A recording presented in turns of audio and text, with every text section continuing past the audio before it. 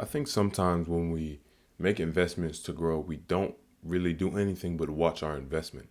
I think when we are recognizing the present moment as an opportunity to invest into ourselves or to invest into our futures or to give ourselves something real and something tangible, then our objective shouldn't just be to watch what we've planted, but to be present enough to continuously plant more. I think if we learn how to invest perpetually and learn how to, I guess, do that instead of watching our growth, then often we'll reap the spoils of whatever we sow before we know it. I think that when you expect nothing, you truly gain everything. And I think to expect nothing in a way is to plant something and know it's going to grow and not even have an expectation of it. And I think sometimes we vest ourselves so much within our expectations that we watch for them, that we sit there and wait for a specific thing to align up the way we want it to, so we can feel comfortable, so we can affirm to ourselves that we know it's growing. And I think in that way, we jeopardize some of our present potential in investing new things, in planting new seeds, in giving ourselves more and more opportunities to actually flourish. I think that not every seed that we plant in our head and in the world manifests. And I think that's partially because of the care we give it and the care we give ourselves. I think sometimes life is about you continuously investing, us continuously giving to ourselves so we don't have to constantly take from the world or constantly receive from the world in a way.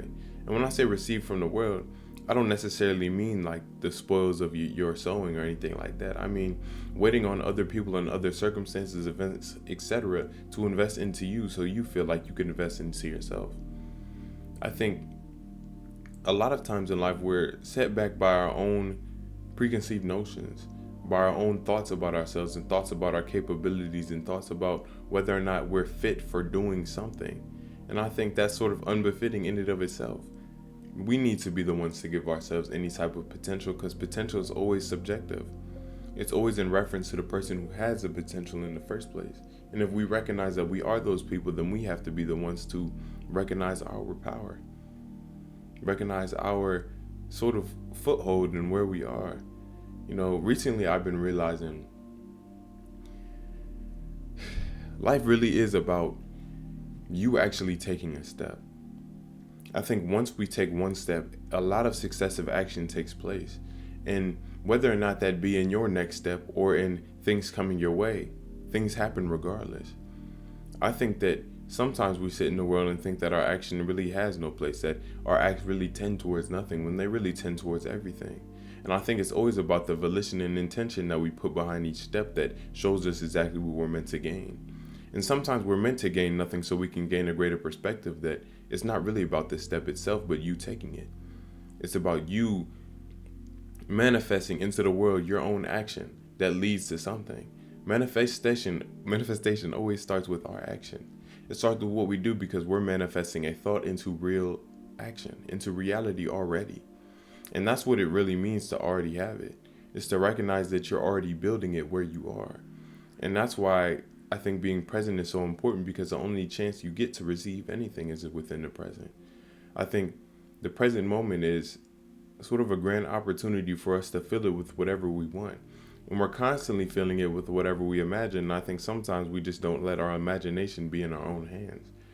And when I say our imagination, I mean that sometimes we allow people to control the way that we think about ourselves or the way that we think about the world to the extent of not allowing us to truly be a part of our own imagination. We don't use it for our own benefit. Instead, we use it to our own detriment. And the thing with imagination and manifestation, I find, is it doesn't matter what you input. If you plant bad seeds, bad things will grow all the time. It doesn't matter.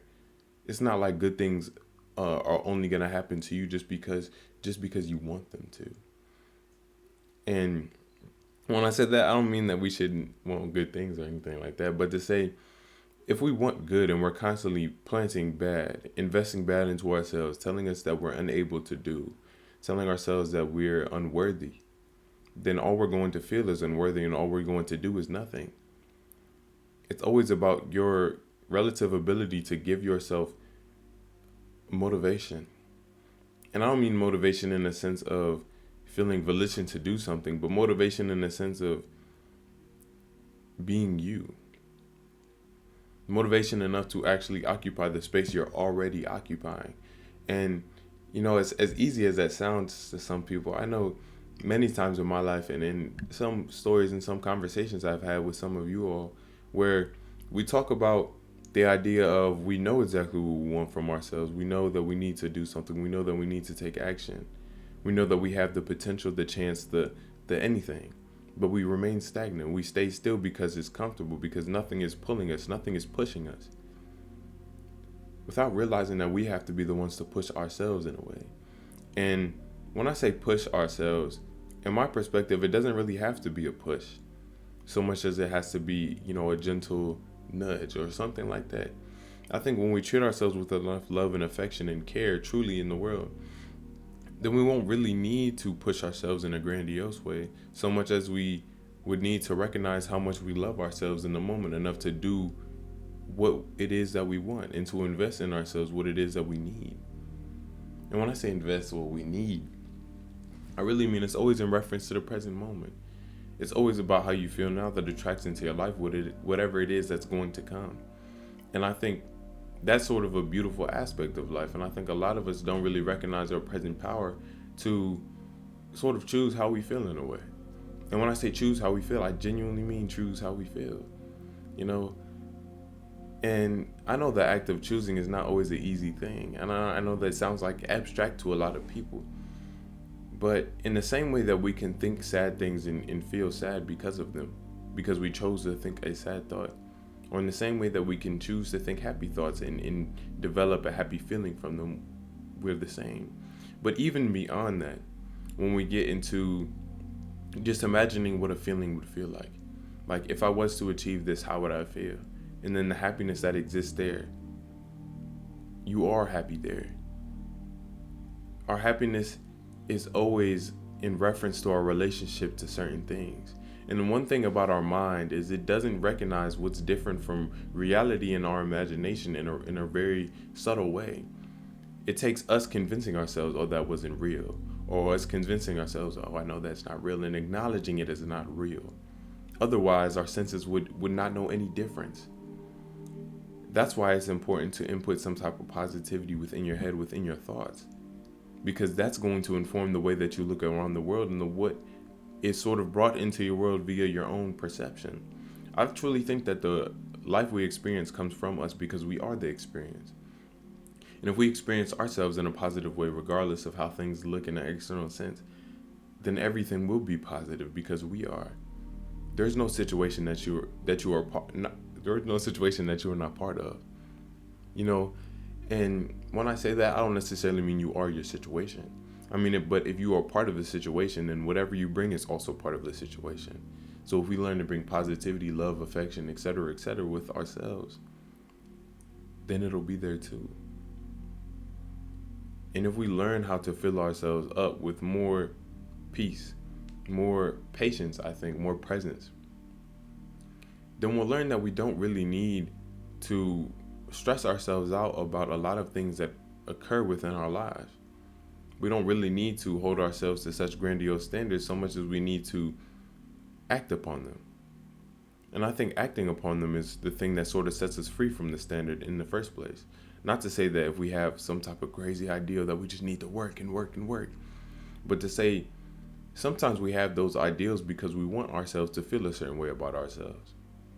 Truly.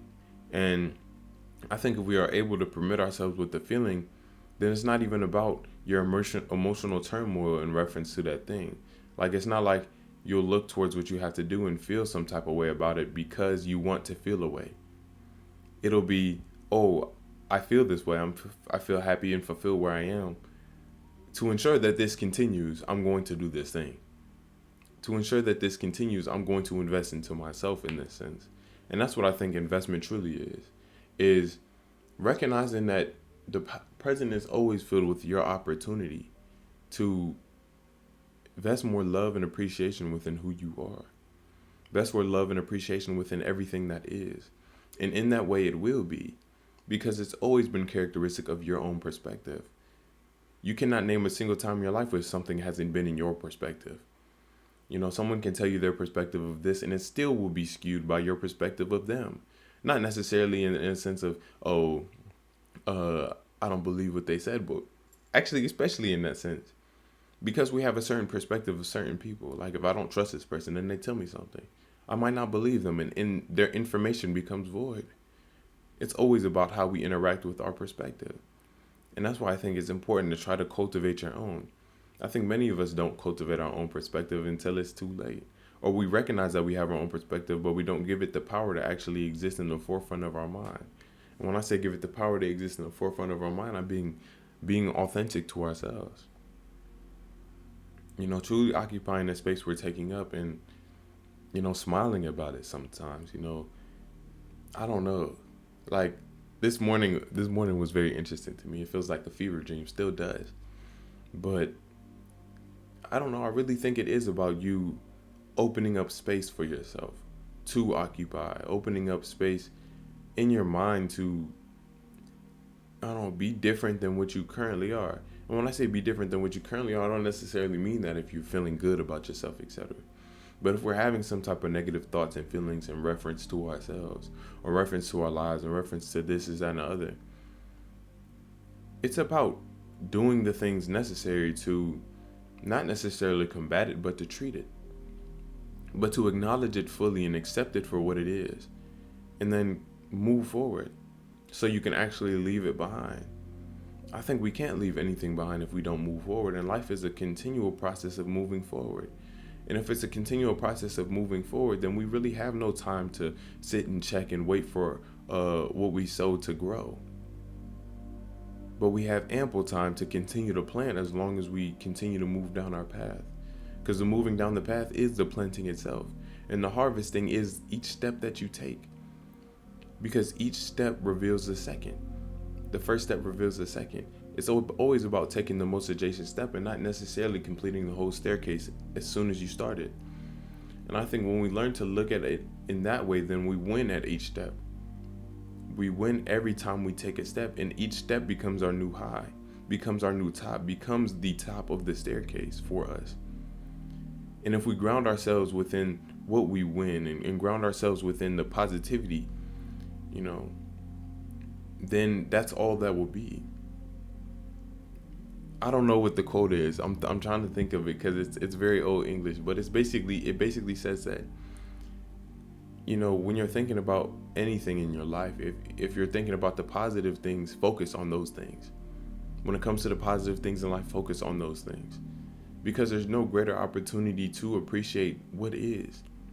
If we only focus on the negativity within our life, all we do is perpetuate it, if not in the actual world, within ourselves, within our feelings, within our conduct. If I feel negative about everything that I've experienced, then what reason do I have to not project that negativity towards everyone and everything that I encounter? And if we recognize that we want to feel some type of positivity when we have felt negativity, then we should always start with giving positivity to ourselves. I think sometimes people get into this mode of thinking that they don't even know what it is anymore. That they've convinced themselves that their life and their experience has shut themselves off completely from potential to experience something different. And I think conformity with that type of familiarity is stagnation itself. Not to say that you need to hark on yourself for doing that or anything like that, but to say the world is constantly in motion. And if we are going to talk about suffering and pain, we might as well feel the suffering of, or the pain of, working towards what we want than not working towards anything at all. There's always going to be a quality of life that is movement, that is doing something, that is maintaining life. And if we choose to call that suffering, then of course we're going to suffer. But if we choose to call it life and choose to refer to life as beautiful, then everything that we do is going to be filled with beauty. I don't think we recognize how sort of magical it is to be here sometimes, to be alive, to be within the world. It's literally an opportunity of opportunities. To exist is one of the most beautiful things that can ever be, because beauty only exists because we call it so. There are so many words and things that we use to define the life that we live that truly don't exist. Happiness, of the feeling, is just a label we threw on a certain reaction.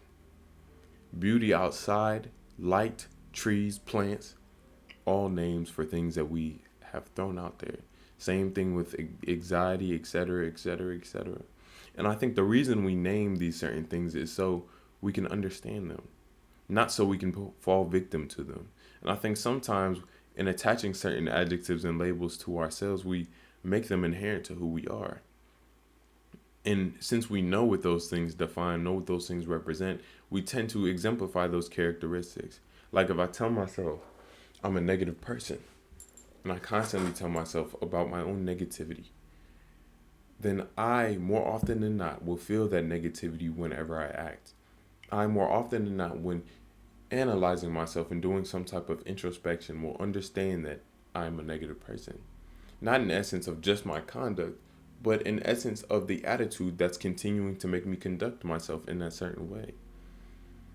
And I think that's also a beautiful opportunity too. Because if we can recognize how much our negative thoughts impact our lives, impact our thought processes, then we can only imagine what positivity would do for a human brain. And I think that's what the real, somewhat objective is to be present enough to realize what it is you want and recognize that it's already here so long as you give it to yourself first mentally. I think we do live in a very mental world. You know, everything at first is an idea, and it has to become manifested through somebody's actions, somebody's instantiation. And I think there are things in the world that allow somebody to bring into their life certain things that allow them to traverse their steps more easily, to plant more seeds more easily, to fertilize and water and treat everything more easily. But I think that only occurs after there's something planted. You have no need for pesticides if you never plant a seed. You have no need for water if you're never planting anything that needs to be watered. There are so many things that come with you taking a step that aren't really awarded to us. And I think we want those awards before we even take a step to make sure that we can take care of the seed that we've planted. And I think that's sort of the backwards way of thinking about it. You know, you have to take the step in order to see the second step. And it's always been that way. How can you reach a goal you don't believe is there? You know, if you're taking a step towards something to discover it, you have to be the one to take the step to discover it. It always is happening from our own perspective and our own contribution to our life. And I think we've got this twisted way of thinking about it that we need to see everything before it comes into being. But we've never truly seen anything before it came into being. People have said something, oh, this is going to happen for you, or I assure you if you do this, this will happen. You still haven't seen it. You just trust. And I think we need to do the same of ourselves and our paths and whatever we're doing. Trust. Have faith in it. Have belief.